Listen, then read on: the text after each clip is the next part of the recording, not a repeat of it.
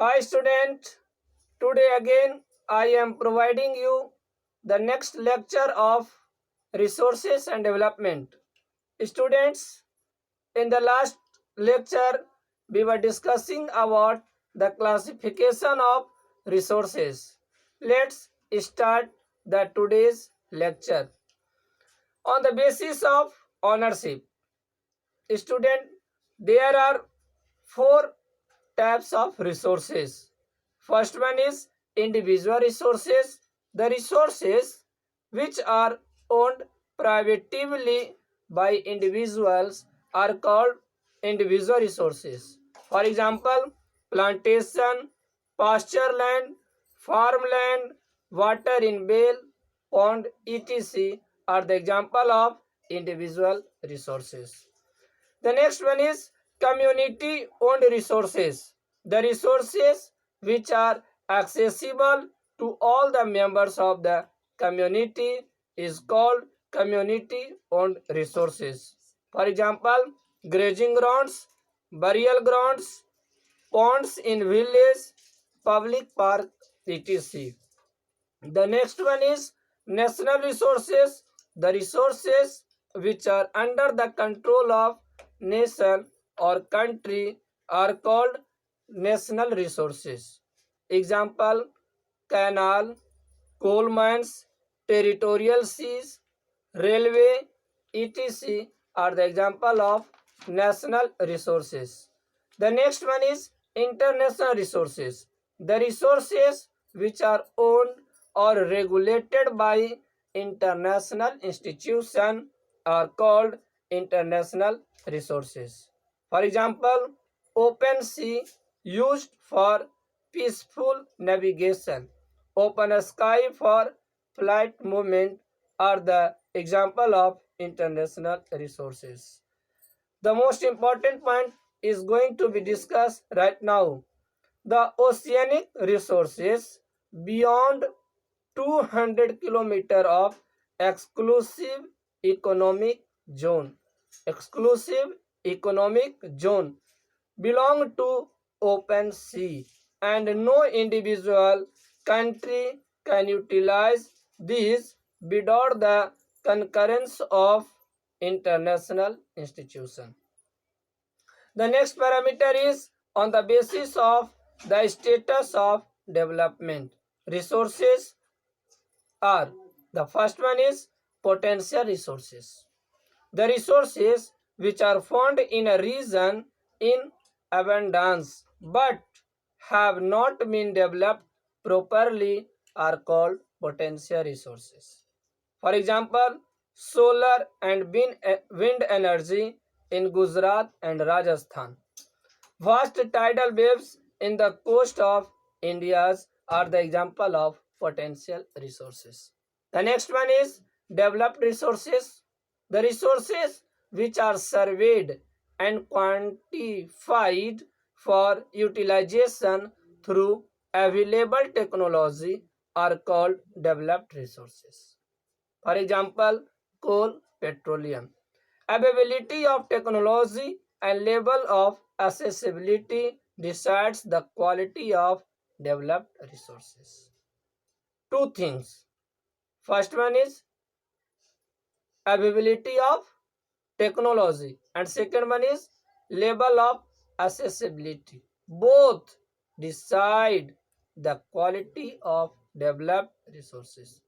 The next one is stock. The resources which have the potential to satisfy human need. The required technical knowledge to use them is not developed or considered as stock.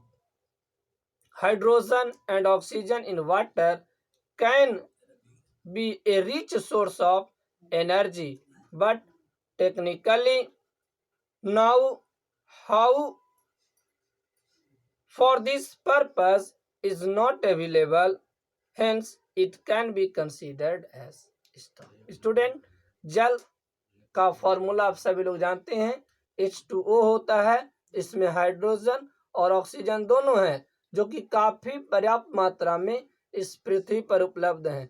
लेकिन हमारे पास technology इतनी विकसित नहीं है कि हम उस जल में उपस्थित हाइड्रोजन और ऑक्सीजन का उपयोग कर सकें। इसलिए यह स्टॉक है, लेकिन यह भी रिसोर्सेस का ही उदाहरण है। Reserve the resources which can be utilized with the help of available technology, and their uses have been postponed to fulfill the requirement of future. For example, river water for tidal energy. Now, these were the classification of resources.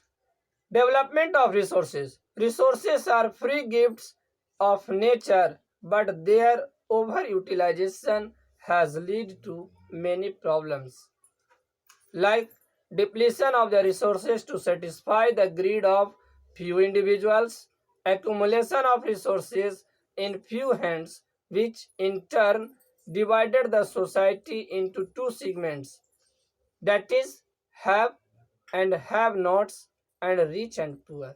Have means जिनके पास है, have nots नहीं रखने वाले, जिनके पास नहीं है, अमीर और गरीब।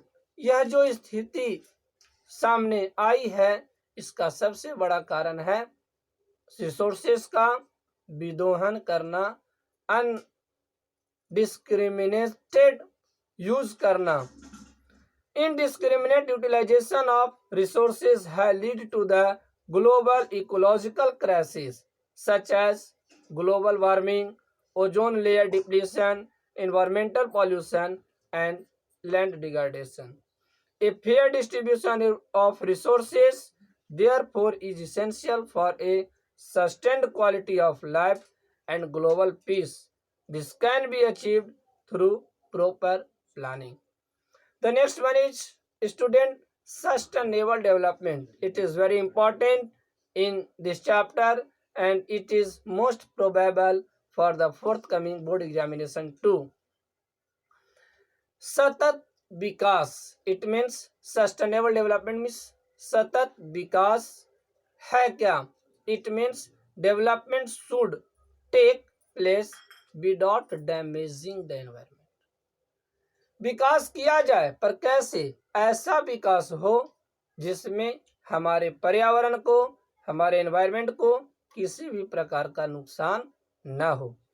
In other words, the present pace of development should not compromise with the needs of the future generation is called sustainable development.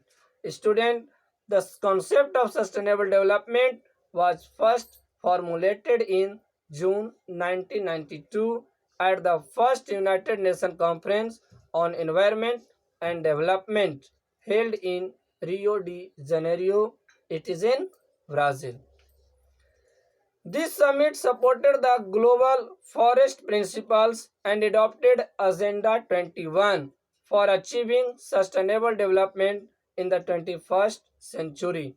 The objective of Agenda 21 are to eliminate poverty, hunger, sickness, illiteracy, and reduce deterioration of the environment. Student, the latter topic will be discussed in the next lecture. Thank you. Bye bye.